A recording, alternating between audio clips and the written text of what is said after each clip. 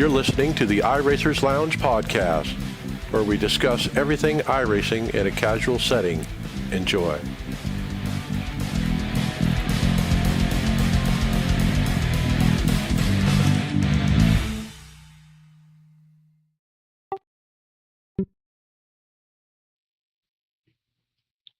Welcome to the iRacers Lounge. I am your host, Mike Ellis. iRacers Lounge is a podcast for the iRacer where we talk all things iRacing in a casual setting. Joining me are the usual characters, Donnie Spiker. Hey Greg, I heard the NIS Road King is back.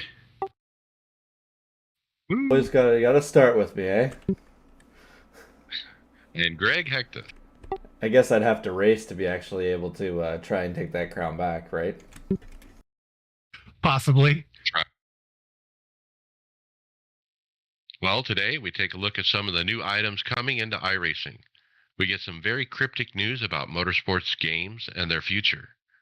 And we try to figure out why is a Formula One car so fast on dirt? Come on in and take a load off and enjoy the lounge.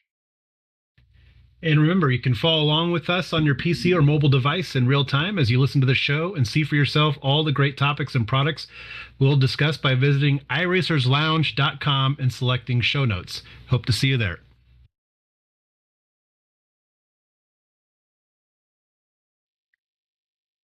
All right, let's jump into topics. Greg, we have video from the big charity event last Thursday night where Greg Hill showed off some of the rain and other iRacing development.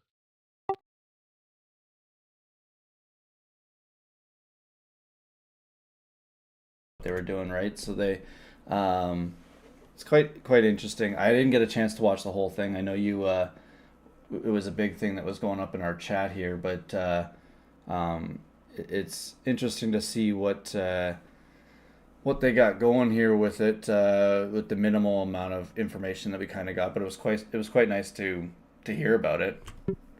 The images were really cool, so that was nice to see. So, curious what kind of graphic performance we're going to need to get the full potential of it. Yeah, and he shows off a rain cloud, like an ominous black cloud that kind of rolls in. And he talks about how it's really natural. It's not like the whole weather system is like a real weather system. They simulated the whole thing. And it may or may not rain depending on the conditions,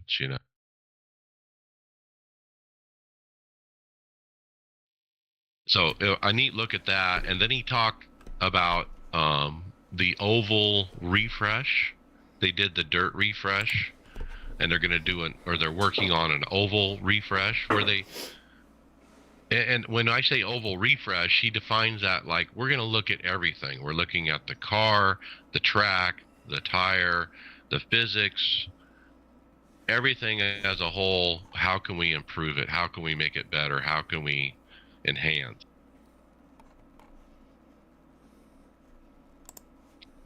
And he shows pictures of some oval tracks with dynamically colored based on heat in the pavement.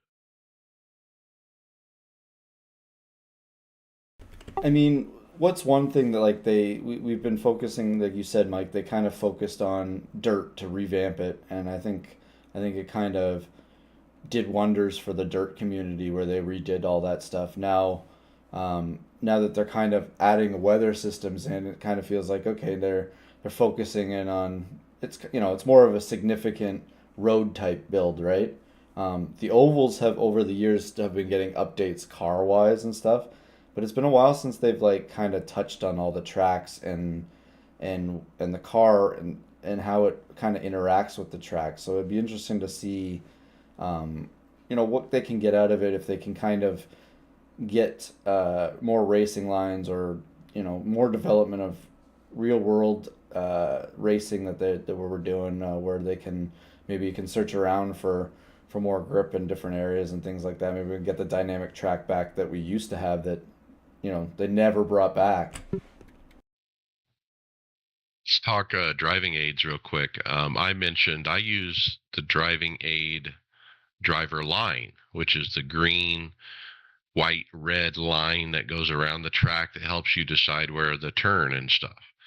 And I asked you guys, look, when it rains, you know, Greg Hill was talking about, well, when it rains, the driver is going to have to search for grip by going off the normal line. And so I was curious, as a driver who uses driving line, will that line shift, to the other part of the track where you should be running? So I know, look, I don't need to be over here on the left, I need to be on the right. Yeah, I assume that driving line will stay where it's at, and then you're going to have to adjust to it. It would be my guess. I don't think it's going to shift with the conditions of the roadway.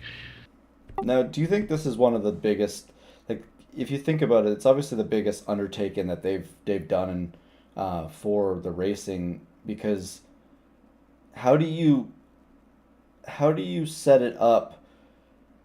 You know, we're always trying to find a place where you can get the tires to cool down or heat in the track and things like that. Like this seems like, one of those things that they're going to be chasing for a while to get right. Like, is there going to be something happen in the code where we all of a sudden find grip somewhere? Like, when people are going to start searching for exploits and things like that, is there going to be some of these things that pop up because of it?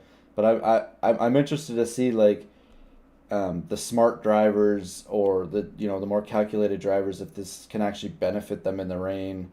Can you get off the line and make time, or can you change your tires to slicks at the right times where it doesn't hinder your lap time? Yeah, I hope the time they've spent on this, they're getting it right, and there isn't a lot of exploits to be found. And plus, they're hiring so much more employees now. Hopefully, they can vet this stuff before it gets to us. But you're right. There's probably going to be an exploit here or there that somebody will find. And hopefully, the quote unquote controversy won't be as so bad in the future. So, and hopefully, if it is found, it's dealt with right away. I always thought, like, why don't they just put it out publicly on one track, Watkins Glen? That's it. Just for a couple months, and let the community, pick at it and surface anything before they release it, system wide. And I presume when I say system wide, every track you go to might have the option for rain, or do you think they need to visit every track and do artwork and stuff like that? Well, I think the hardest part here, Mike, is it a weather pattern that they're developing to go over top of the track system that's already created, or is it individually redoing every track with this in it? Like, are they creating their own weather system to enhance we already have, or do they have to, or is it going to be like AI where we slowly get this track in one at a time, this track at a time? Like, is it? They really haven't really said how they're going to release it. They obviously have some pictures there where they show different cars driving on it, but is it released for all cars? Do all cars have weather tires built for it yet? Does it have that type of thing, right?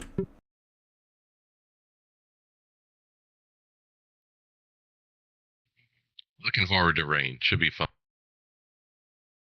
Now, if we're in NIS and it rains, and it's like an oval track, do we have to wait till the next day to wait till the track dries to go back and try an NIS race?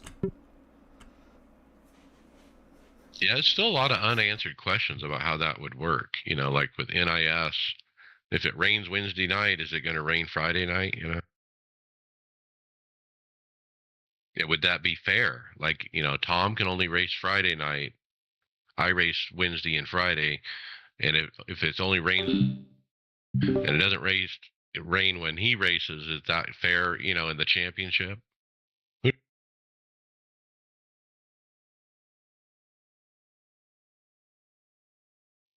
All right, Donnie, how about 5 changes iRacing can make to make the driving better? Yeah, DJ EJ, we've had him on quite a bit lately, not him himself, but his videos. But he posted a video about 5 things that could possibly make iRacing better. A lot of things are always talked about that he talks about, like safety rating, but I'll go through the 5 real quick, then I'll hit on a couple of the ones that I I thought were interesting. But he talks about standardizing the punishments, the types of offenses between minor and major, the steps of major offenses, the steps he would take in handing out punishment, SR calculations based on track type. And this one I like. It's got to be a thing by now. I mean, who knows? Fault determining AI, limit system to detect obvious 100% at faults. I mean, that's got to be a thing. And I get that we race in a no fault system, but at a certain point in time, technology has got to catch up to us where a computer should be able to figure out who's at fault. This is a simulation and all. Hopefully that's something they can work out in the future. But one I thought was interesting for his major offenses and the punishment that he would hand out, he'd give the warning at first, and it'd be a one warning. This is for major offenses, so I guess we're going to have to know the difference, right? The second one would be a week ban, and then a 1 year ban, and then a permanent ban. I like it. Where's David? He needs to weigh in on this. That's a little tough because you're paying for this. You are leasing it, correct? It's not your property. Now, darn it. So you got to know what a major offense is, I guess. That has to be determined.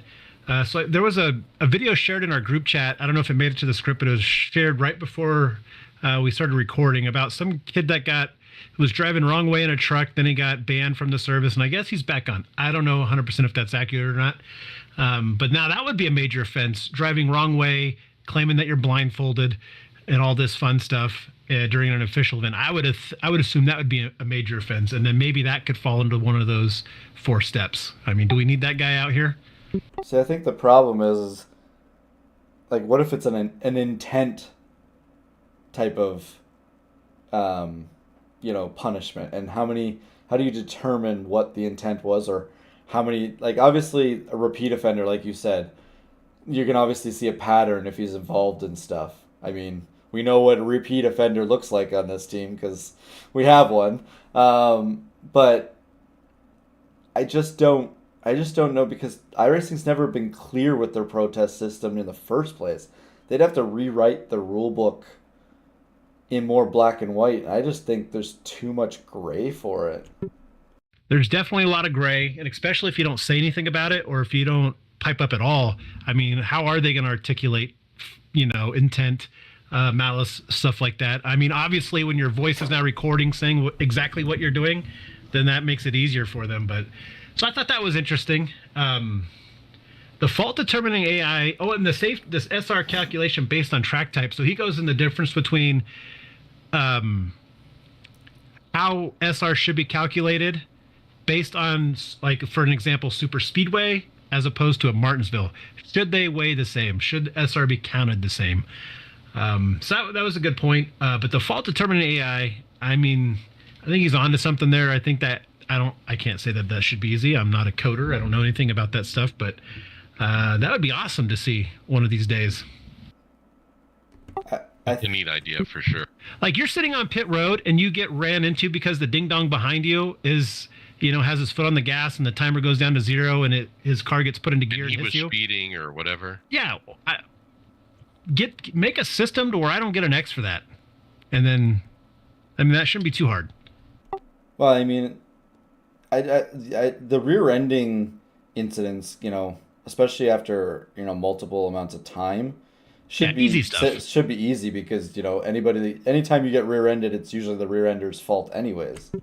Right, and I guess on-track stuff will be harder to determine, but like stuff like that, when the frustrating crap, yeah, I mean, obviously you're right, 100%, 99.9% of the time, a rear-ender, the guy behind's at fault, even in the real world.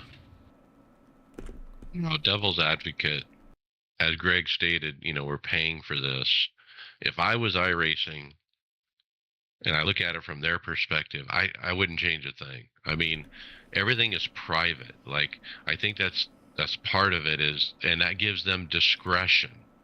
So they can make discretion depending on who it is and how many repeats and and lots of different factors. There's a human element to it, and so you got Nim Cross and others that look into this stuff, and and their work is fairly private. And with that being said, I think that gives iRacing some, autonomous uh, action there to be able to do that is best for their product. I think the other tough thing is if you know there's an end goal to it, does that make people open to being picked on in the protest system to try and get rid of them, right? Like if someone, you know, I feel like we had that recently too. yeah, I don't know, like I can honestly say like I hear about all the protests that get filed on our team. I've never been protested in 15 years. I've never had one filed against me, and I think I've maybe put out two. I'm probably opening myself up to the next time I'm in a race that somebody recognizes me to screw me over now because I admitted that. But I do not openly have ever received one from iRacing that I believe that I can remember. I honestly don't think in the 15 years I've ever had one. So is you know, should there be a tough system, or is it, is it just the type of person that is getting involved in that stuff? Because there's probably 95% of the people on iRacing will never have an issue or more. Type of person, 100%. Because I've only been doing this 3 years, and same on my end. They're Greg. I've never protested, never been protested, but yeah, I mean, it's obviously the type of person that you're dealing with and racing with. I just think none of this is actual, like, we lose money, but it's not my race car. It's not my. I get to walk away and I don't care afterwards. Like, I'm maybe in the heat of the moment, angry if something goes on or whatever. But what did I lose? I'm just here to have fun. You're to win, to be competitive, to race side by side and feel that thrill of victory. But Which we'll talk about that. I know, but I just don't feel it like, is it something for me to like, if I leave my sim seat or my sim room afterwards and it really bothers me, is that really worth the time in the sim here? I usually just find another avenue to go down. Maybe I'll throw the sports car wheel on and have fun with that. Yeah, usually I never leave. Maybe in a race I'll get super frustrated, but by the time I come back on it, I'm okay again.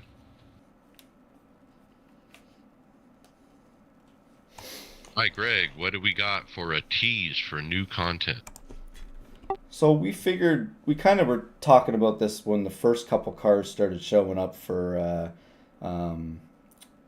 the IMSA series here. So it looks like the hybrid or the top class in IMSA, the GTPs, are going to start growing even more. So iRacing put out a tweet with, he obviously has the BMW and the Cadillac exposed in the picture, and then it has two cars underneath covers.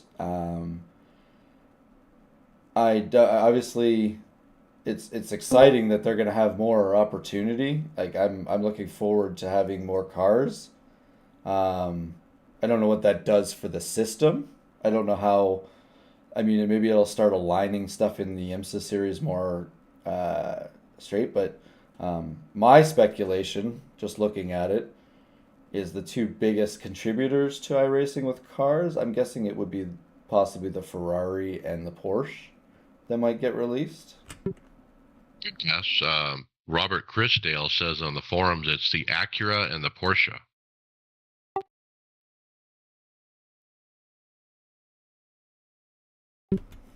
Now the silhouettes under those car covers are different. They're not the same, so that's interesting. Ferrari would be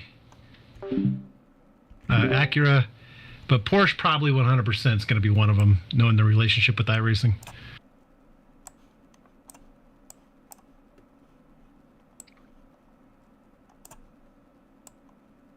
I got this one. This was kind of a surprise. I was scrolling for yesterday, X, I guess we should call it now, and Darian, Black Flag Matter, he tweeted, "Hey, Motorsports canceled their quarter two earnings call that was scheduled for today." And then later in the day, I found a tweet from Alan Bailey at Hey Alan Bailey, and he said, "This is big for the gaming and motorsports communities. Can't wait to share this with you. September 30th. Hashtag MSG, hashtag NASCAR, hashtag IndyCar." Who does he work with? What's his name, Mike? At Hey Alan Bailey.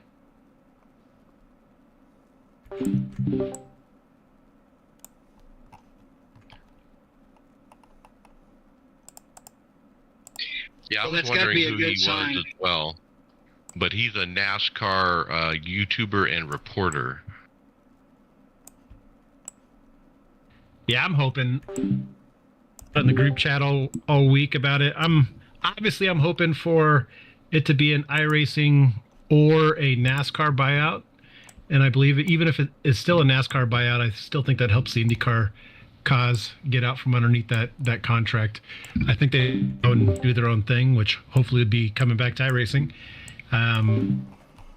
Set my hopes up pretty high in life. Usually they get dashed pretty quick, but I'm pretty fortunate. So I'm hoping for this to be true. I just hope it's not something ridiculous where one of the companies gets crazy and then tries to sell their their rights to a game series, i.e., NASCAR selling it to motorsports because they want to produce a game or something. I hope it's the other way where iRacing buys it out because I just don't want to. If they lose that license, they lose a lot of people. Yeah, I can have it. That would be spectacular, actually, if that were to happen. I could see iRacing being involved in those discussions, and then be like, "Hold on, time out. If you do that, we're all screwed." So hopefully that's not the case. That would be wild. That would be pretty outstanding, actually. But yeah, no, we'll see. Now it could be disappointing. It could be somebody just buying the NASCAR license and then leaving IndyCar in the lurch, but who knows what's going to happen. I guess we have to find out in 6 weeks from now. That's kind of odd. What is September 30th? Nobody knows, but when you look at the thread that this guy, the comments and stuff, somebody says, "Oh, iRacing buys the NASCAR license," and then he does a reply with like, this meme with big eyes, like maybe. No, here's what it says. Sorry, it says iRacing acquires motorsports games or something even better, and his reply to that was,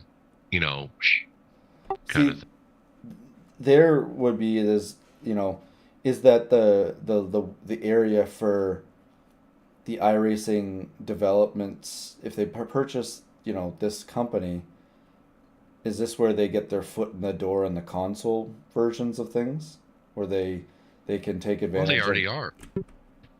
No, You but got World of Outlaws. no, but I mean in the major motorsports areas. Oh, I would think 100%. Yeah, they would definitely develop a console game. Then they'd probably get the license you speak of from NASCAR to do the console part, and they'll somehow keep it separate from iRacing. It won't be exactly a carbon copy of what we get on the sim. It'll be kind of like the Outlaws game, but in a NASCAR themed. Well, you think they create all these systems with AI and stuff. It's got to be stuff where they're learning to, that stuff that would come in handy when they actually need to make a console version or something like that. And I guess was it last week you guys had an article on the story mode in iRacing? That kind of speaks to something console wise too, right? So speculation was it could be EA Sports as well. I hope not, because usually EA Sports over, I mean, I can't. What I really should be saying this because I was gonna say I was like, oh, they're gonna have microtransactions when we're paying for a sim where we pay for each piece of equipment. Like I can't be critical of microtransactions when we do it every day in the sim because we buy everything. But EA is not bad with their sports. They weren't great near the end of the NASCAR license. They were good in the middle, but near the end they really stopped putting out good games. Yeah, you're right. Their sports games in the early 2000s, late 90s were spectacular. Then slowly over time, something happened. Probably the microtransactions you speak of. But I mean, it'll definitely be better than motorsports games if that is the case. If it's EA, but I can see it being good in the beginning, and then who knows what happens in the future.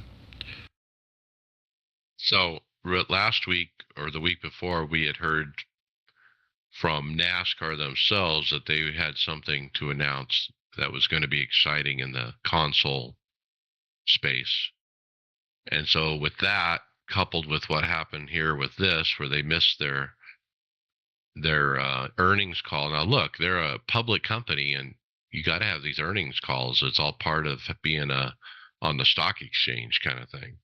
So there's a reason they postponed it, and it's probably because something major has happened with the company, like it's been sold, or most of its assets have been sold, or something like that. So, yeah, cross your fingers, and this could be big for iRacing. I think if they were to land these console games, specifically NASCAR and IndyCar, and have those put out through Monster Games, affiliated, it's going to be a win-win for everybody involved. I think it's going to drive more people into iRacing because they'll get on the console, they'll get hooked. They're like, man, I want to get more involved.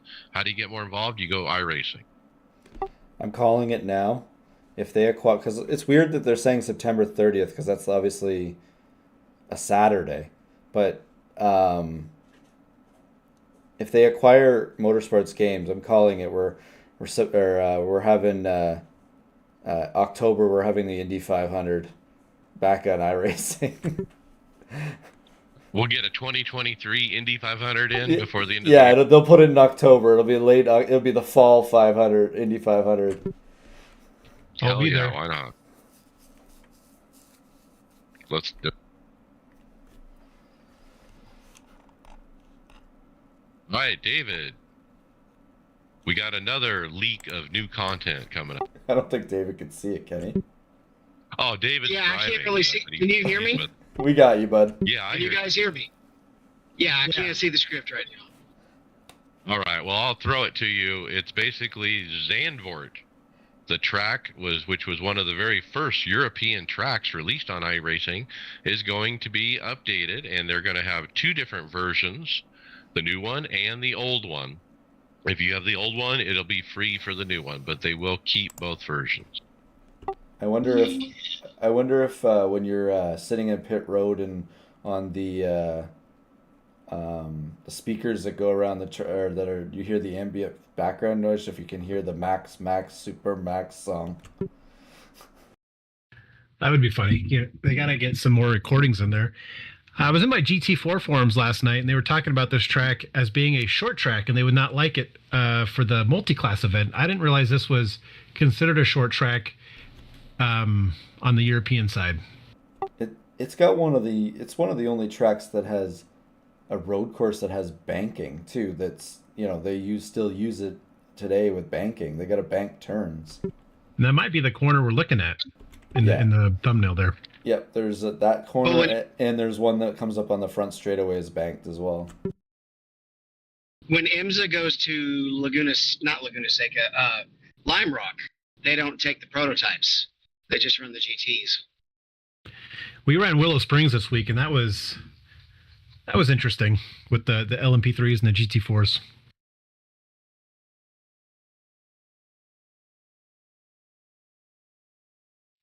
Let's keep moving. I'll take this one. We got 5 changes iRacing can make to make the racing better. And so this is another DJ EJ. This guy's on fire. There's no way he's going to be able to keep up with how many videos he does, though. But while he's putting them out, we'll talk about them. Oh, wait, you're right. It's the same one. Sorry. The one right below is the Formula One on dirt. Aha, there it is. So Formula One on dirt. Now, this was a short video he put out that basically asked why is this car fast on dirt? The Mercedes AMG, W12 or W13. And he's right. I mean, it doesn't make sense that this car is fast while other cars similar to it aren't. Could this? Di- Oh, go ahead, Donnie. Go ahead. Go ahead. I'm just going like how we were just talking earlier about the rain and track conditions, and there would be something that somebody finds. This is the type of stuff that you just don't think of. Somebody tries it, and for some reason it's just broken. It's not. It's just. I know that F1 car makes a lot of downforce, but it still wouldn't do anything in dirt. It just seems like it's kind of just an exploit. Yeah, I've seen F1 car, usually Red Bull, they take their car lots of places and it's been fast on dirt surfaces, snow and whatnot, but they have a specific tire to match up with that. This is just the asphalt tire on dirt. It looks ridiculous, to be honest with you. I'd be curious if anybody from iRacing's seen it and what their response could be to it, like not to allow this car on the track, or what are they going to do about it? Well, make the physics right, make it how it should be. They probably 'Cause just I guess assume. that's the point of the video. Is it seems unrealistic. Now my question is, Mike, do you want them devoting time to something that just doesn't really seem like it's necessary? It's not Not something. necessary. It's not an Yeah. official series. Someone's having fun. Is it really broken? I think it, Yeah, F1 shouldn't be going to Knoxville anytime soon. It'd be If it's an interesting. easy fix, work on it, but otherwise, I wouldn't sweat it.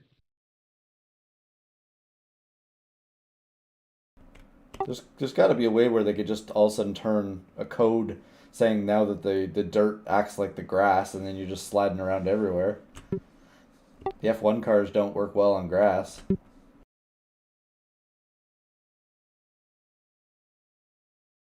okay, I'm gonna quick hit on this next one since Brian's not here. By the way, I guess he lost power due to a storm and for several days, but apparently he was able to plug his refrigerator into a generator to save his food. All right, we got the World of Outlaws late models at Knoxville, and Logan Rumsey scores his maiden win. Rumsey and Say led the field to the green flag in the feature, and for the first late 8 laps, Rumsey was in control with Say stalking right behind. Say took over on lap 9 and moved out to nearly a 2-second lead. The laps continued to tick down until 14 to go when the first caution flew for a massive incident that involved Herbert. Damian and Nathan Waddle, another quick caution followed that set up that would be the final 13-lap run to the finish. And in that time, when Say was pulling away, Rumsey was saving. Two leaned on one another once more, but this time the contact was enough to send Say out of the groove and back into third position. Chase Hardy found himself in the runner-up spot. Following that lead change, C had to settle for third as Rumsey went on to collect the victory. It looks like your championship standings. C's still in the lead over Rumsey. Kendall Tucker in third, Blake Majulis in fourth, and Dylan Wilson in fifth.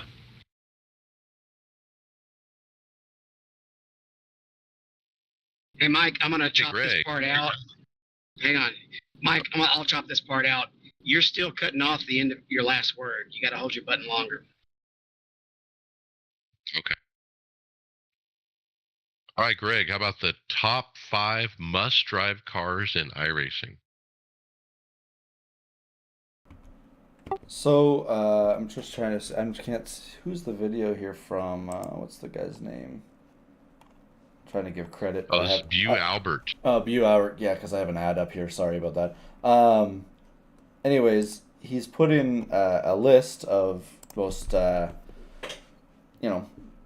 5 cars to try.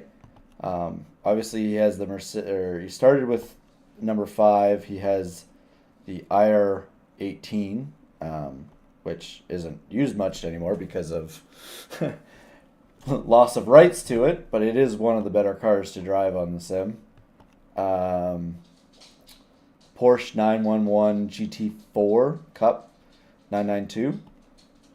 Then the Audi 90 GTO plus the Nissan GTP ZXT, which are those old older versions of the Le Campbell Mans cars, series. right? Yeah, they're actually really fun. That Nissan is crazy. The speed that Nissan gets is crazy. I raced that in a thing for Team Canada on here, and that was crazy to race with.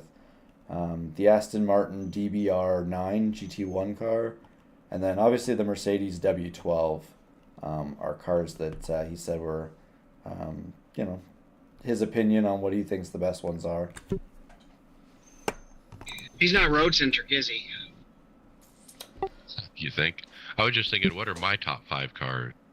It's funny because he's not road centric, but yet he's road centric, but he's not showing a lot of road cars in it. He's showing oval cars driving around on the road. What are your top 5 cars, Mike? Well, I was just pulling up a list to try to think of that, but I would definitely say the Gen 7 is in the list. I would have to put the C truck in the list, especially like at Phoenix where the back end just hangs out. That is so fun. But then, of course, the jet car, the IR01. Everyone should try that car.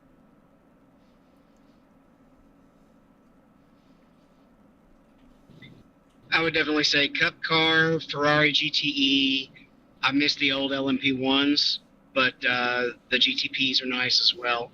The Radical and Radical. I was just thinking. yeah, and I miss the. I definitely miss the high horsepower Gen 6 before they nerfed them. Gen 5. That brings up Gen 5. I was just gonna. No, it was Gen 6. It was after the car of tomorrow, but it was high horsepower. Well, the car tomorrow. Yeah, you're talking about the Gen 6 with the you're right. It would be the Gen 6 after the car tomorrow. Yeah.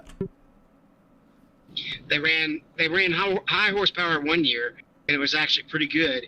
And then they put on the tapered spacers and the gigantic spoilers for every track. The car tomorrow when they took the wing off wasn't bad. On here, I think that was one of the cars I liked. When they went to the spoiler version, I missed the old I guess we call it the Arca Menard car now, but it used to be the Nationwide car or the Busch Series car in here. It was an awesome cup car, and it actually was a cup car too, I think. Or the Twisted Sister. Yes, the Twisted Sister car was so much fun. Yeah. That car has an identity crisis right now. David, I'd agree with you on the LMP ones. I started off with the Audi, kind of migrated towards the Porsche in that one, but I like both of them. I really like the Rally. It's just the Rally never took off as much as I thought it would. I really liked the Subaru in the Rally. That's one of my favorite cars to drive on here, just to do some stuff. But yeah, it's tough. The only thing with the GTDs that I don't like is that there's just really no strategy in the battery deployment. Everybody pretty much has to run the same program.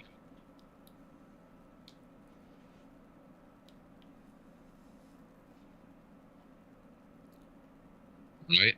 We got another dirt championship here. This time the off-road trucks. And it was Blewett and Barry who split the iRacing Off-Road Championship wins, because they do 2 races, at Bark River as the points gap widened. And so we're not going to get into details on that. I didn't get to watch it. But let's talk events. Don. First one is the Creventic Endurance Series, but this time Barcelona. Yeah, the iRacing Creventic Endurance Series, one of iRacing's longest-standing team racing challenges, returns this Saturday, August 12th, with a visit to Barcelona in partnership with Creventic, the organizers of the Real World 24-Hour Series and iRacing's 24-Hour Series Esports Endurance League. This series of 12-hour endurance events bring a full slate of GT and touring cars to some of the world's most iconic tracks. So this weekend, it returns in Barcelona. This is the series that's going to hold the Le Mans of 24. Yeah, I'm looking I at the believe. cars. It's they got the 911 GT3 Cup car, and then a series of GT4 cars, and then touring cars. So I'm not sure if this. I mean, it may very well be. Dave might be able to answer that one better if this will be the Le Mans series or not. Yeah, no, the Le Mans series is running still in the old European endurance cars, which is GTD, LMP2, and GTE. That's what that series is, and they're running a 6-week schedule, and Le Mans is in there somewhere. I don't have it handy with me. Okay. Yeah, I pulled this one up. The Creventic Endurance Series is 4 race series. Spa, Monza, Barcelona, and then VIR. And they're spread out quite a bit. It was March, May, August is this one, and then December is the next race, December 2nd.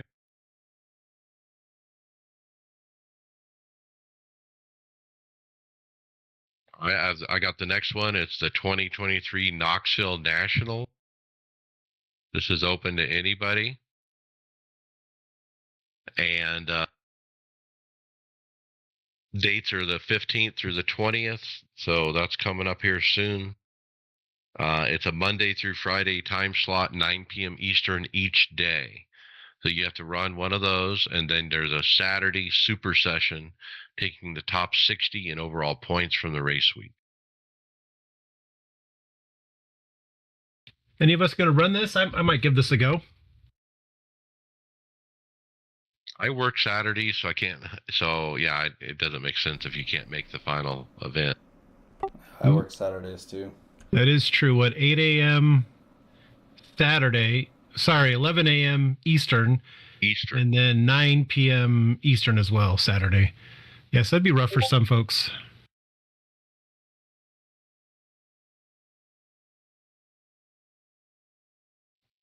All right, and then we have one more event here.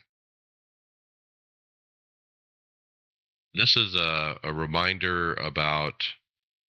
Actually, it's a reminder about the 15th anniversary series. Now, the good news is I've gotten starts in both weeks so far. One start in each, and you have to have a start in each of the 4 weeks, and you will be eligible to win 1,000 iRacing credit.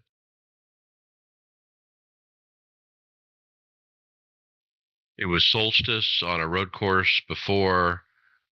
This time it was Legends at Lanier. I was doing pretty good, and then as the race wore on, I slowed down or they got faster. I don't know, but I faded. I can't tell you how many races I raced back in the day with Legends at Lanier and South Boston. One, I think they used to switch day by day back then, and like right when they first had these, and I was like, I probably raced, six times a night, 7 times a night, just trying to do them. But that's when safety rating. I do wonder what it would be. Go ahead, David. I was gonna say, I do wonder sometimes what it'd be like to go back and jump in the Legends and run a bunch of Charlotte ovals, or the Legends track. Well, and I remember you used to have to because you had to have your safety rating up so you actually graduated.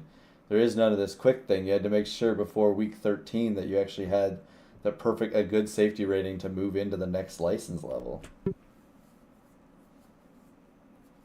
Next week is a Skip Barber car at VIR and Summit Point, and then finally late model at USA, South Boston, and Concord.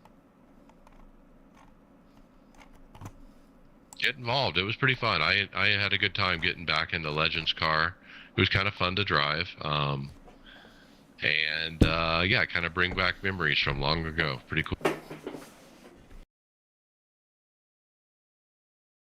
All right, podcast housekeeping. Leave us a review on your favorite podcast platform to make it easier for more listeners to find us. Mention the podcast to your fellow drivers so they don't miss out. We do appreciate it. Don't forget to check out our Discord and our website at iRacersLounge.com. We are in regular rotation at the Performance Motorsports Network.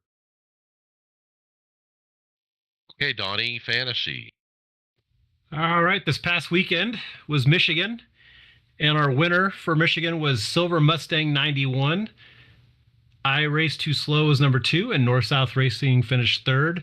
For Tifosi in the top 10, we had Stephen Llewellyn in 4th and Justin Pearson in 5th. And Rochette finished in 12th. British pounds, obviously. For 12th for his home track. Huh? Yeah, overall, Canadian is still leading by almost a whole race. I would say actually a race and a half over Team. Oh, actually, never mind. These aren't cut points. Sorry. Canadian's leading Team Dwan number 2. Number 3 is North South Racing. Overall standings.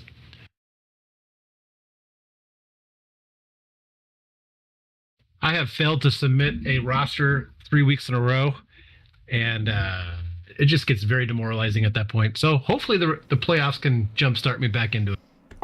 It's really hard to play in fan. I haven't done it in a while because once I started, like you said, demoralizing once you don't do it anymore. But when the races go into Monday, I'm at work and it's really hard to follow the race and switch things in and out by just the app when you can't watch anything. Or when you send text messages out about, hey, don't forget to set your lineup, and then you don't even set your lineup. That makes it, you just don't want to do it no more. And then you just got, and then our chat's always flooded with Tony saying, oh, Harvick spun or crashed or Chase has crashed or whatever, go Bush. And it's like, what's actually happening in the race? You never can actually tell. I usually have to watch it on tape delay sometimes, so I don't even get to look at our chat for that purpose. Tony is our least, definitely our least biased race fan, don't you think? He's pretty even across the board, I'd say. Yeah, he's pretty humble, I would think, about his race fandom. Let's just put it this way: if Chase Elliott or Harvick walked across the road, Tony would have hit the gas pedal and accelerated into them. So I don't think I've ever been more excited for a NASCAR race as the next one. With all the road ringers, I think it's very, very exciting. You got SVG, you got his buddy, his other supercar buddy, I forget his name. Brody.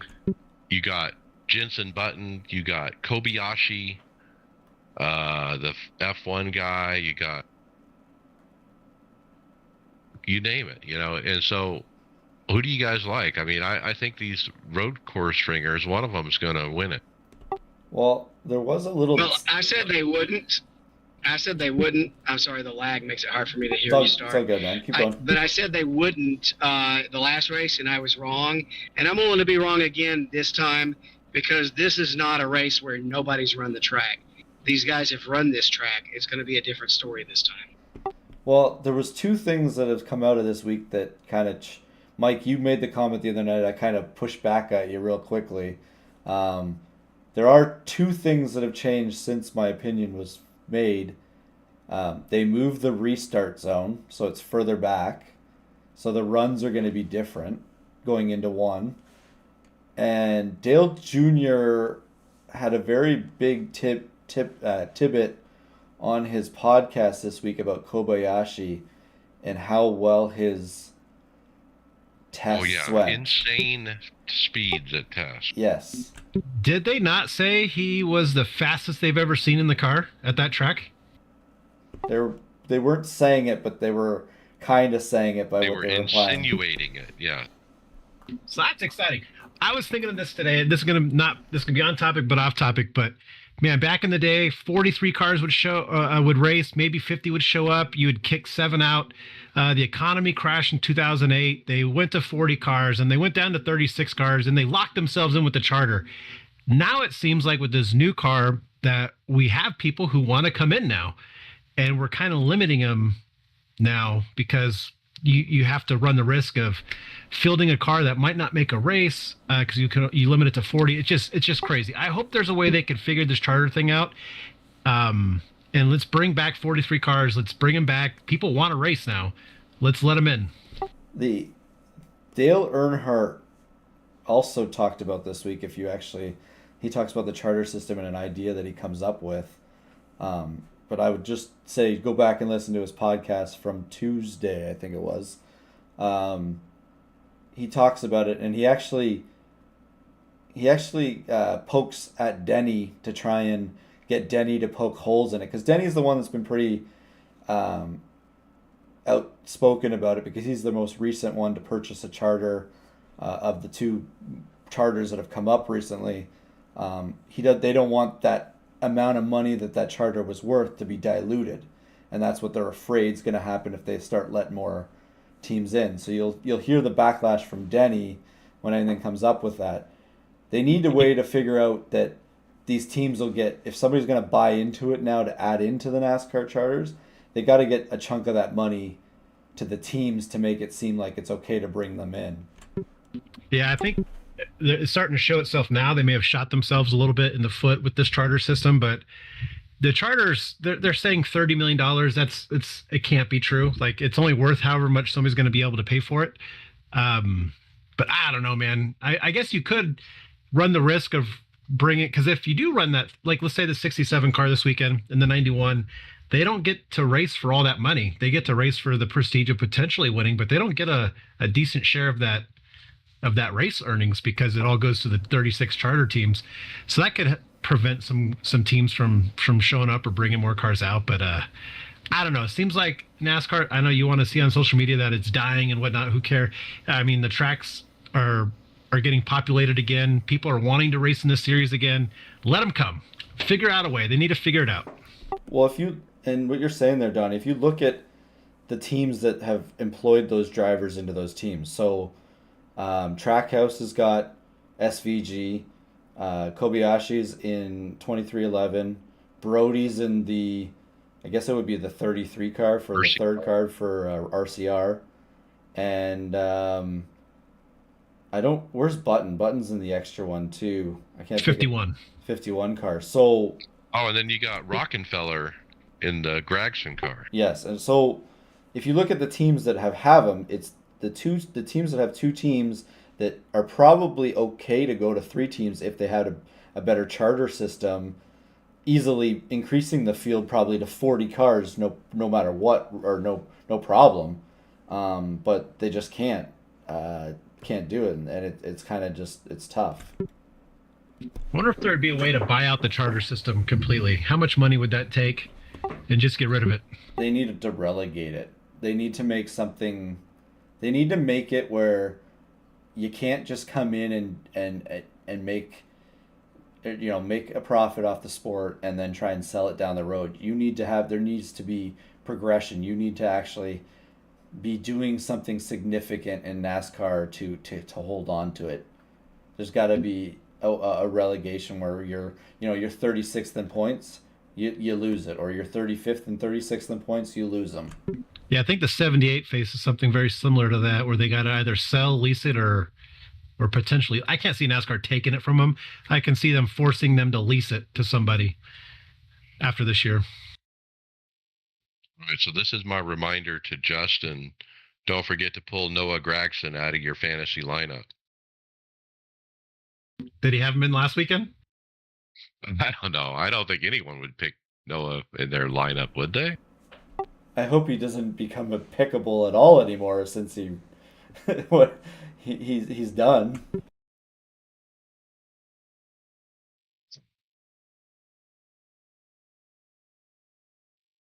Hardware Software is presented by Metro Ford out of Chicago. And I'll take the first one. We got Carl Gosling talks about the Alpine Racing TRX from Track Racer. This is a blue tubular cockpit made out of metal pipes, metal tubes. For a tubular cockpit, it's great. If that's what you want. But the flex that he shows at the end of this video is unacceptable to me. There's no way I would recommend anyone to buy this thing.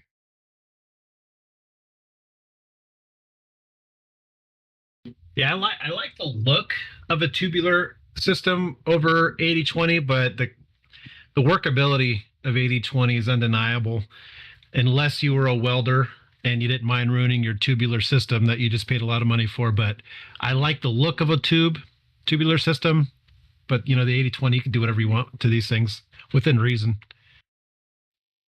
Well, you got to give them that it is very adjustable for being a tubular system. I mean, it's back and forth on the pedals, the seat, the wheelbase, up and down. There's infinite adjustment built into the way they designed it. But again, when it's all locked down and you got it adjusted, you want everything not to move, and there's just a little bit too much movement for me.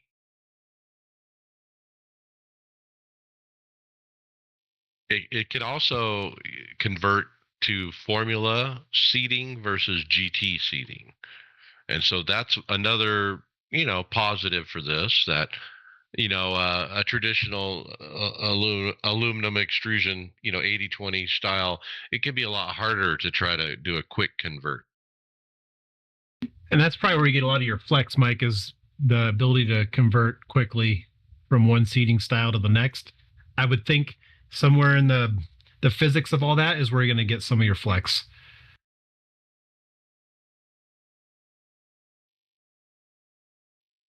Yeah, and it was kind of neat to see Carl Gosling has had to move out to his wife's living room out of his den because he ran out of space, but he's got a pretty nice living room that he put the rig up in.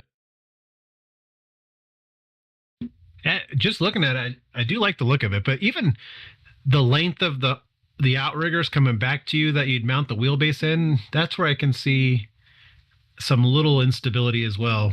But other than that, if I saw that in somebody's house, somebody's roof, I was like, oh, it looks pretty cool. I like it. I like the color. It pops a little bit.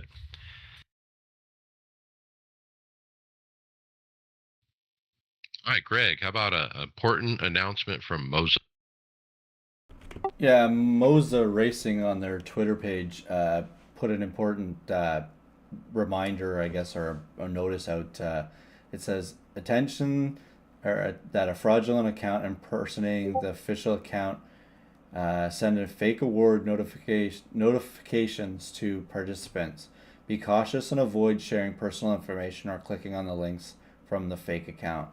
I guess in case you receive something, there's a place to go, I guess, for it. But they're just letting you know that someone's got a fake Monza account, and they don't want you to get duped by it. Apparently, a lot of sim racers have been duped by it, so that's why we're bringing it up. So nothing's free. If it sounds too good to be true, it is. Well, the worst part of X or Twitter or whatever you want to call it now is that it's hard to tell sometimes what's the official sites if you're not paying attention quickly.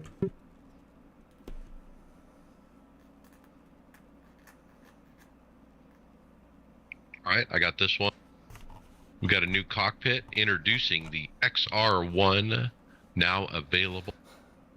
And this is from a company, simrigs.com, out of Australia. They're simrigs.com.au, and they call it the Exodus XR1 at $899, down from $1,000.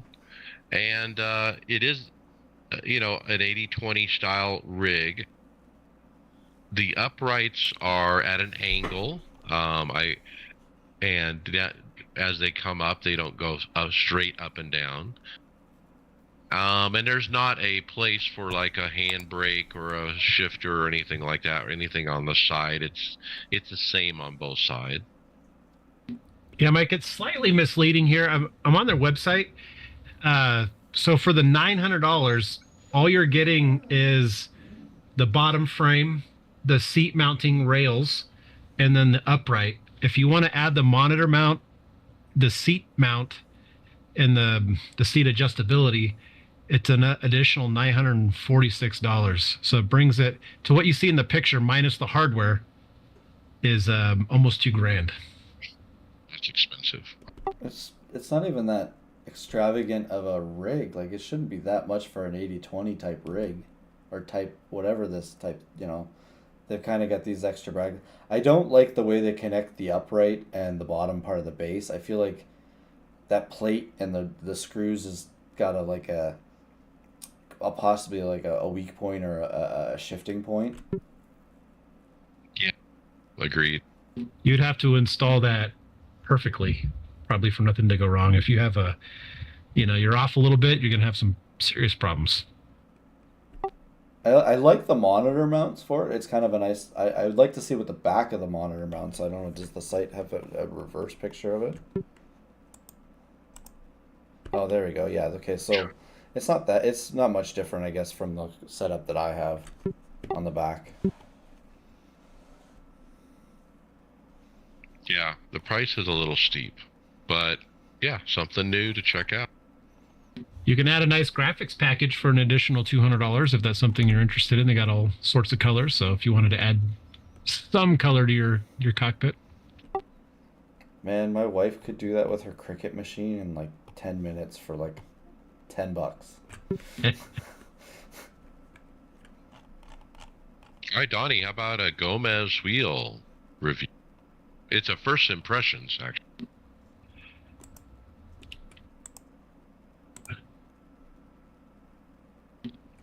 I apologize. I was playing the video. It was way too loud. Who's this video from, Mike? We got a new guy named Gray's Dynamics. So Gray's Dynamics reviews a new wheel from Gomez. It looks like it doesn't have the screen. It's a regular GT style wheel. I apologize. I keep playing this dang video and it's like blaring into my headset and piercing my ear. Hold on a second. All right, it's called the GSI X29. There you go. Do you want to start that one again and have David cut it out? No big deal. But yeah, it's called the Gomez X29, like you said, without the monitor on it. This is like their entry level. I love the color scheme with the colored buttons.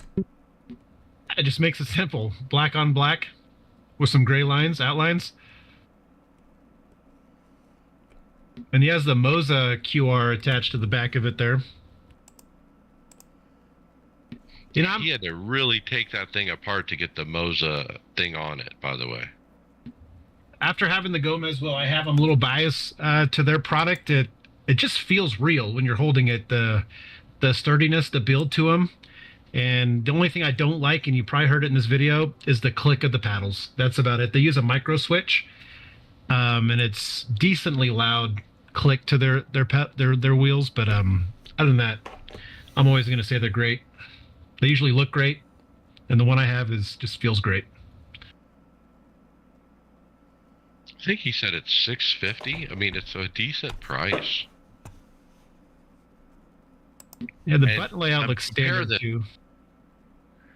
Like, compare this to VRS wheel at 1,000, or the Cube Controls, Formula Pro one, which is about the same price, or or even the Asher wheel without the monitor on it. This is a great value at the with the 650, and like you said, Gomez, it's got a good feel to it.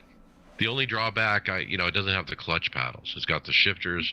I really enjoy having clutch paddles on the back, but I don't know. Maybe they can be added. Yeah, you can add the clutch paddles to it. Brings the price up to $845, and then if you want carbon fiber for the paddle material, it brings the price to $895. So then you're looking into the VRS realm you were speaking of earlier. But just looking at it on their website, it looks pretty spectacular. And the buttons are where they should be. I don't know. David always has an issue with a certain button, so I'm curious what he thinks about it. But it's got the 5 push buttons along the sides and up the top, and then 3 rotaries in the middle, and 2 funky switches where your thumb would be on each side. No rotators, though, by the thumbs. No rotators.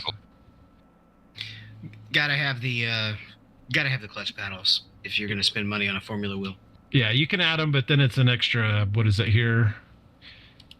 $200. But even if you do, yeah, it still puts it in the price range of all those other wheels I mentioned. I'm trying to find out from what I was saying there. Are each one of those buttons color? Are able to change the color for it, or is it just a RBG color pattern that's on it? So it It's comes all with driven by SimHub. yeah, Okay. 10 RGB LED buttons. So you can change those in there, Okay. which are nice because the one I got is just a standard black button. I can't do nothing with it, but I think it looks really good. It's simple. Um, it's never good.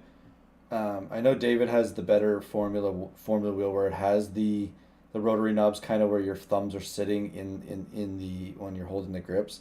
It's never good when you're taking your hand off the wheel to make an adjustment in the center unless it's like a minor adjustment. But it depends on what you use those center buttons for or rotary knobs for. Well, the rotary knobs that have clicks are not reachable with your thumb. You actually do have to take your hand off of those, but you use those for switching either engine map or traction control settings. That's usually what those are used for. Yeah. It does have two knobs that are reachable by the thumb, little rotary knobs, but that's actually one major design flaw in the podium or in the Formula wheel that comes from Fanatec. They turn too easy because I used to have them set for something and I'd keep knocking them accidentally. So those are basically only my volume controls now because it's no big deal if I accidentally switch the volume one button or not. I think the drawback is that threaded connector on the back, but if you're buying an Asetec wheel, their new quick release, which we'll talk about, solves that problem. Speaking of the Asetec wheels, David, let's look at our next video. Well, I can guarantee you I haven't had time to look at it, but we've got one that's posted by Lawrence Dusoswa, right? And the title is that it shattered his expectations, and it's the Asetec La Prima, which redefines entry-level direct drive sim racing. yeah, it looks like he has a big bundle here. He has the Invicta wheelbase, the Asetec. I don't know the level of that one. The La Prima wheel, the quick release mic you're speaking of, and then the La Prima brake and throttle as well. So he goes on to say how excited he is about it, and he, just reading through the comments of his videos, Asetec came out strong, and I was just curious how it was going to work out for them, but it seems like it's obtaining a following as they go along. He had a lot of good things to say about it, for sure. The value for what you're getting is what he liked about it. Is that in that one part here? I guess that's their proprietary software to tune it all. Comes with it as well. Yeah, they do have some kind of software as well.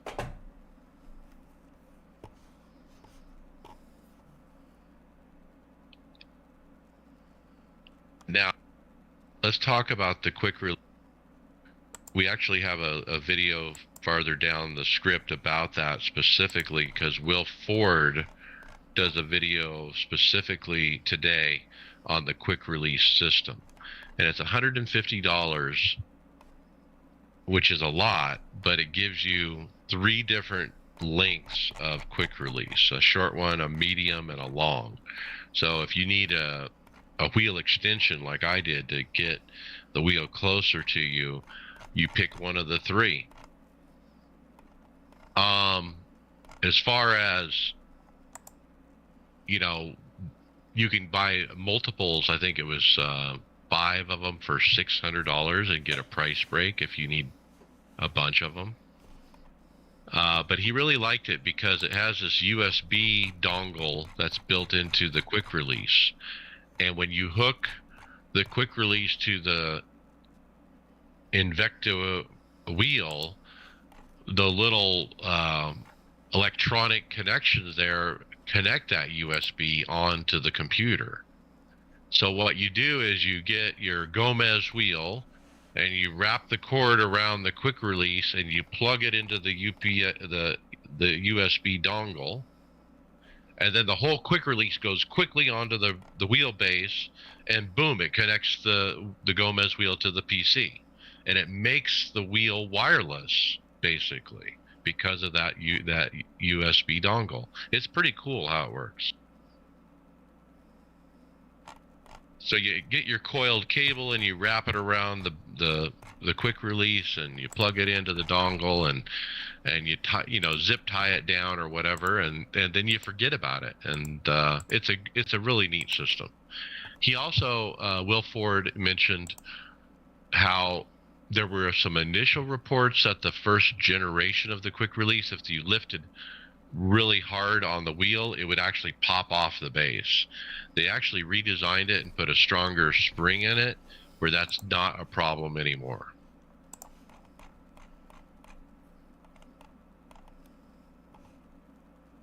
If I was buying a wheel today, I'd be looking at this for sure.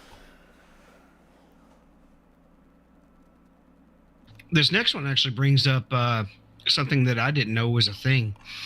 It's this Voda formula wheel, and it features that it can be rotated between GT mode and formula mode. Yeah, And it has something to do with it being decentralized, I guess, in one of the modes. Yeah, I'm on their site reading it. And I was actually reading what you guys were discussing the last one, and I'm trying to figure out, like, what and how. And Well, if you get How further does it down, it make it says, GT? well, you get further down and it says it switches from a neutral rotation axis to a decentralized one, which improves the driving feeling for formula cars.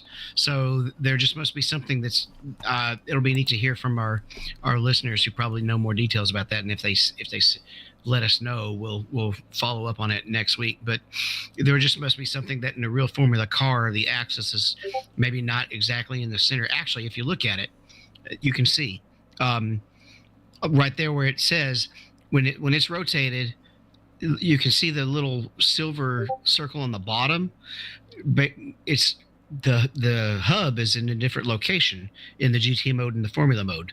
So it's actually holding the wheel in a different place for one mode versus the other. I've heard Lawrence from Sim Coaches explain something similar to that, but it went over my head. And size of wheel he brings into that conversation as well.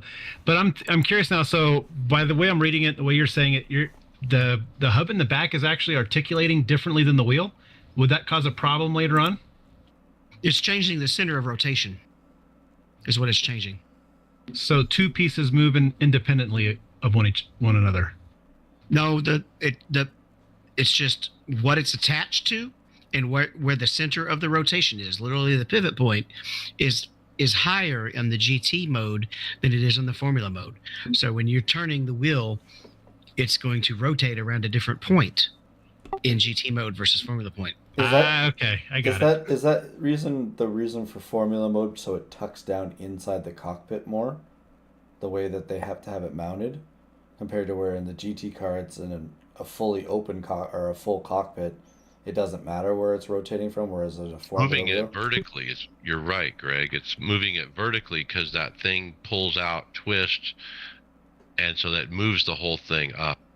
Yeah, The formula wheel is effectively going to sit higher on the axle than the GT mode is. The GT mode is going to sit a little bit lower than the formula wheel is. That's interesting. Is this the first we've seen of this? Because I haven't seen anybody come up with this yet. I never knew it was a thing until now. I just wonder what that actually. I would love to know what the difference feels like. Like if it's like a tangible, different feeling. But wouldn't you have to have seat position too play a factor into that? Hey, Mike, that's where you. If you buy that, That's where you need that one company that has that one that quickly switches from formula to GT to stock car one. so this is 3dwrap.it. This is a 3D printed style wheel. It's only 469 euros. They actually have a. It's also Boat- this company actually makes their stuff for consoles too, Mike. Yeah, I saw that. You can get the console version, 429 euros.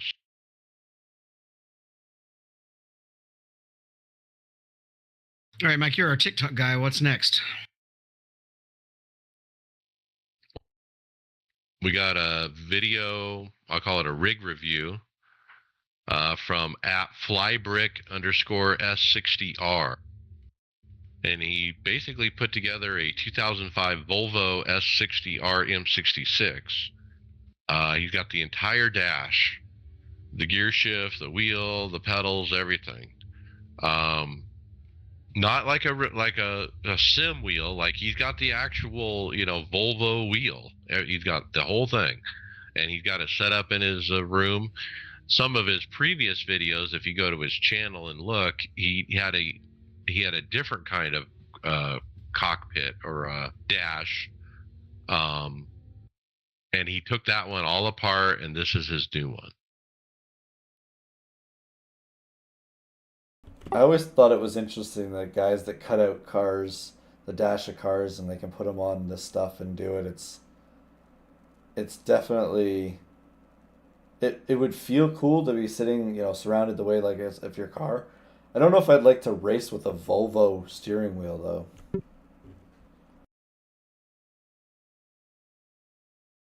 You could race it in your Porsche.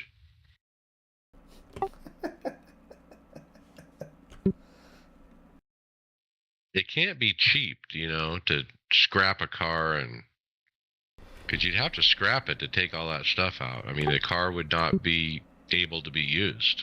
Well, unless you're already scrapping the car. Like it's kind of like maybe it's one thing you take advantage of a car. If it's a 2005, it's probably dead anyways. So maybe it was a car that they were going to get rid of for scrap, and if they take the interior out, it's still worth the same amount metal wise, right?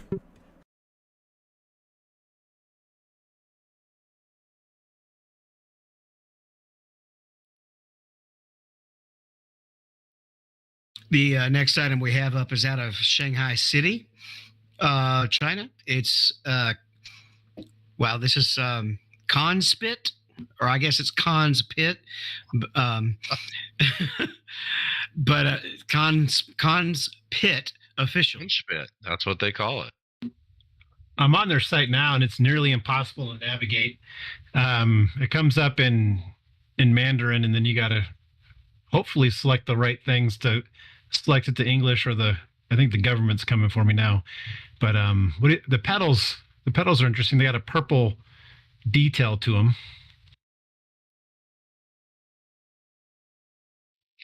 Yeah, their website doesn't quite work.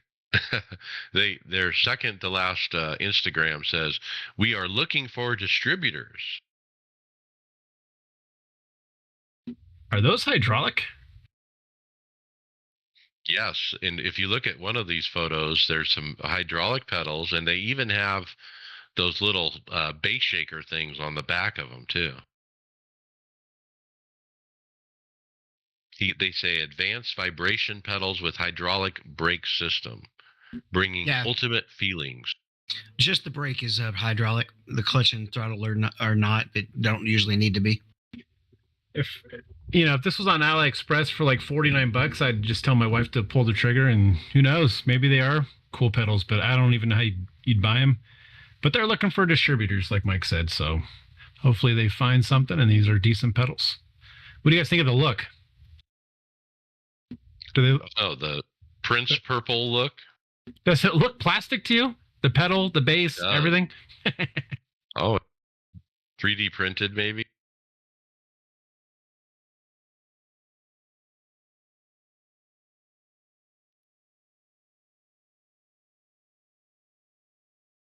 Which one? Next up, we've got, Mike, a discussion about monitor distance. This is always one of your passions.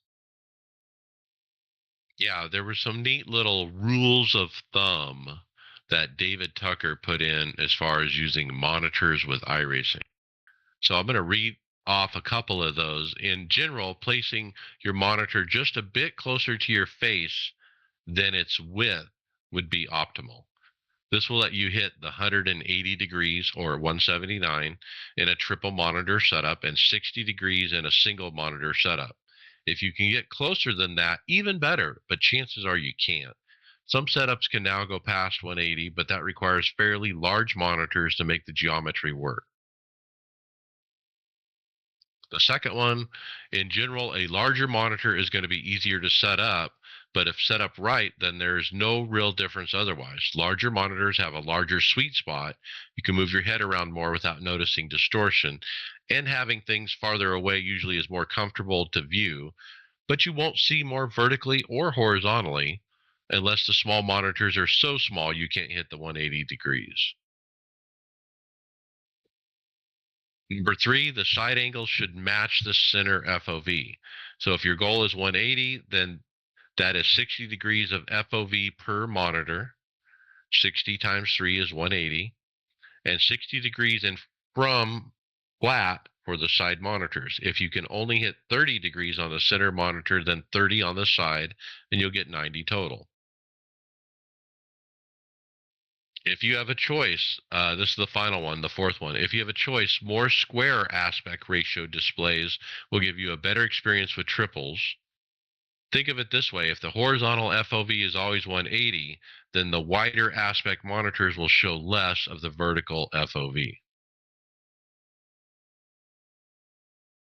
The Geordie LaForge looking through the visor effect.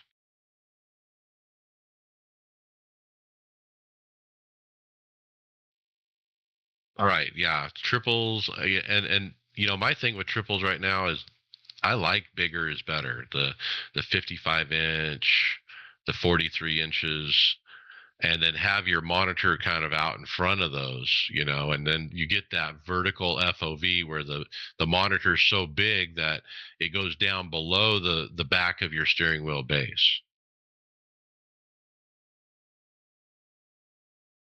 All right, Donnie, this next one's a little interesting to me. I haven't had a chance to watch the video, obviously, but it's talking about making your USB wheels wireless.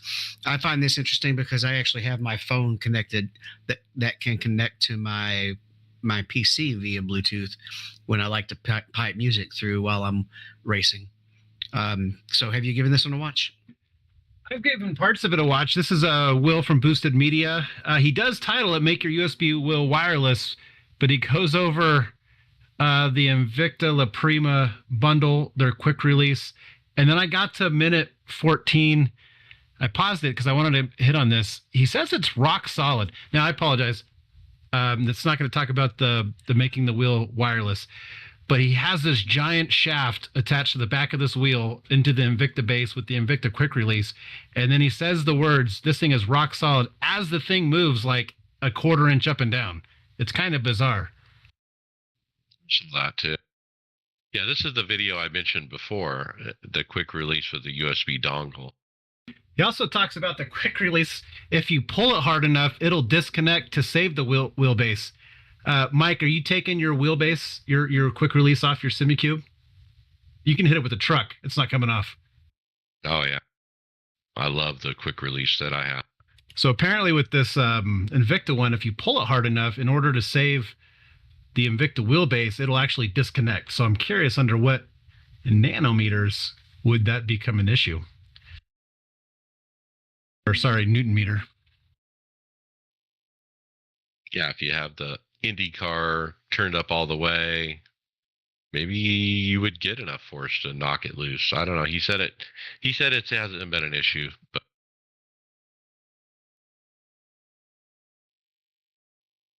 I like the idea. The other thing about this video that we haven't mentioned yet is it really opens up Asetek as a manufacturer or ecosystem where you can literally use any wheel. Okay, it's not like Fanatec's closed crap system where you have to buy a Fanatec hub to make it work, or this and that. I mean, you can literally buy any wheel on the market, hook it to this thing, use that USB hub, and get power and connectivity to your wheel wirelessly. Pretty cool.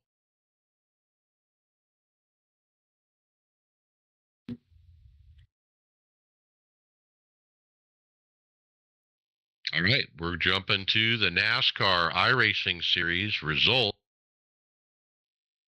Let's finish up with Michigan Thursday fixed. We had Kyle run, Pendergraph. P8 started 34th at the very back and just ran to the front in the first 30 laps. Got as high as P2, but fell off on the restarts and just couldn't get that top 5. Okay, I ran Friday Open, wrecked out. Ouch. Lap 69, I was running about 15th. They wreck in front of me. I can't miss it. I knocked the right front completely off the car. David, you were wrecked out. Yeah, I was running well all night, and we had a late caution, late run, and the guy dive bombs me, and stays in the third lane, not the second lane, not the first lane, the third lane. So I'm giving him the second and first lane because most people that are on the inside run the second lane, and he kind of sort of dive bombed me because I had to let up for the car in front of me. Fine, you got the second lane, but he stayed in the third lane, so I turned into him, not expecting him to be in the third lane, and both of us ended up dying as a result. Well, Pendergraph P10 started third, but just couldn't keep it out of the back bumpers of other cars. I was pushing hard to draft as much as possible, but just caused problems for myself and ended up with 10X, but still walked away with a top 10 finish of P10. Sunday Open, Tom Dreiling, P5, started 20th, was able to work my way past the few crashes, was able to miss getting damaged. I'll take a top 5. He took the points lead of some 90 points because I had a crap finish at Michigan. Kyle Pendergraph, P3, started P4, just couldn't fire off good on the start and fell back to 25th. Slowly made my march to the front. After green flag stops, I pushed it to lap 50 and pitted with the mindset that we would go green and I would have just enough to finish the race. Cycled out P21, started to gain positions, avoiding wrecks. Got to the final restart with 7 to go and restarted P3, battled with a car that was much faster but was also extremely reckless for P3. Once he used up his tires in the first 5 laps of the restart, I was able to drive past him and hold off a podium finish of P3. I did run. I ran P18 top split. Don't remember any details. All right. Moving on to Indianapolis Road Course. P10 started 18th, got turned around sideways and turned on lap 1, turn 1. I fell back quite a ways after that, but was able to recover quite nicely. I'll take the top 10. Kyle Pendergraph, he was in my race, P20. Bring back the oval. Started P23 and took advantage of a lap 1, turn 1 wreck, that was me, and gained a ton of spots. But in typical fashion, I was super inconsistent with these cup cars. Couldn't find the right braking points and seemed to overshoot turn 1 a ton. Fell back as far as P25 and slowly gained a handful of spots. Think I'm a one and done here at Indy this week. Justin, he said, I forgot to log out. I was practicing earlier. I'm going to wait until I get better before I do it NIS. I still suck. Ha. Tony Rochette, he put in Indy Road is bleep. No, he didn't run. Chris Waldring, P10, finished my first NIS road course, kept the car on the track for a top 10.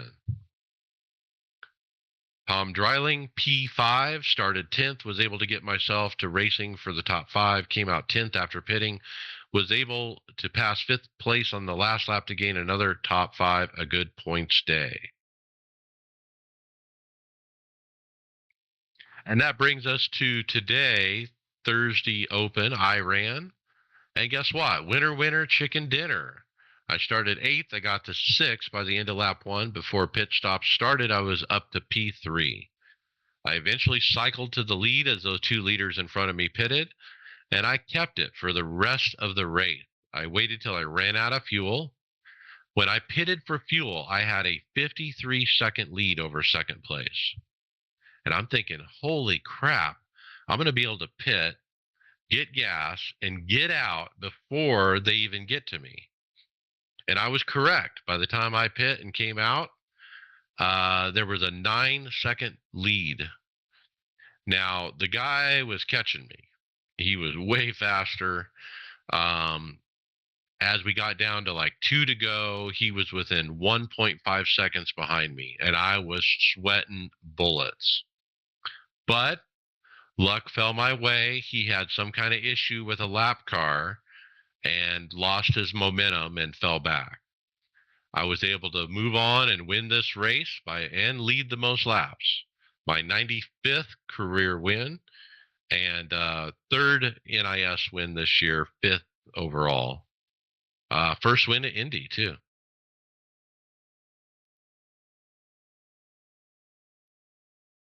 Pretty cool. So I guess I'm the Road King now, since I got the win. The Road King is back. That's right, Tifosi Road King. Oh, please. Come on, Greg. You need to take it from me. I'm hoping to get a start tomorrow night. And I was going to say Sunday he's got a race to do that. It's been what, 6 weeks? I think I've missed about 6 weeks here, and we got 2 road courses and our speedway race coming up. I think I'll be back. I never can commit anymore. Something always comes up. Look, I'm happy to win. I mean, it validates everything we do this for, and man, I was so happy and stoked. And points for the championship, guess what? It was actually less points than my 10th place last night. That paid just a few more points. But David, you said it's going to be a drop anyway because my I rating on road is so low. Well, everybody's I rating on road is lower than their oval I rating for the most part, right? If I'm at 1500 on road when I'm at 3500 on oval, there's just no point. I just run them if I want to, and I just decided I didn't want to work on it Wednesday. It's been marching camp week, so I've barely been home between in services and marching rehearsals, but I can afford to miss it because I'm going to score, for me, probably 100 points or so when I'm usually raking in close to 200. Built-in drop weeks. Before they changed that a year or so ago, was it different for you to race? It was calculated on your oval strength of field, not the road strength of field. So should we go back to that? I think so. I think they should do the points at least that get awarded based on the oval strength of field. Whether they continue to split it this way is fine, but I like that. I think they should maybe split it as this way and have it affect your your road I rating, but the races need to be weighted to where they count the same, because for almost everybody, the road is going to be a drop week, and so it's basically run all the ovals and hope you don't have a really bad oval week, because you're going to lose almost all of your races on the road side automatically. Yep, I like that idea. Yeah, I got like a full 60 points or something for winning that race. When I come in last place in top split, it's like 38 points for me in an oval. All right, other events I ran. I told you I ran the 15th anniversary series. I also ran Gen 5 hosted at iRacing Super Speedway. Man, that's fast. That is super fast. 250, 260s down the straights. Finished P4. That was a fun run. Donnie, how about Willow Spring? Yeah, I ran the Falcon Tire Sports Car Challenge, they're calling it. It's the mix of the GT4 and P3. Smalley race this week. Got a P3, which was nice, off my own set. And I'm only going to run 8 races this season for this particular series, and I think I've podiumed them all, and I've won 2 of the weeks, Long Beach and Watkins Glen. So I think I've missed a few weeks because I won't race the rest of them until later. I think I'm still leading the points in my division, so I'm hoping for that points championship. That'd be great. And then I don't know where I go from here for the roadside, if I stick with it or I go to the IMSA Michelin Pilot Challenge after this one. We got to get you up into full on IMSA at some point so you can hang out with me in the actual sports cars. Yeah, I'm enjoying actually, I think I'm just enjoying building the set, but I think I'm going to run this through January and then bump up probably to the GT3s after Daytona next year.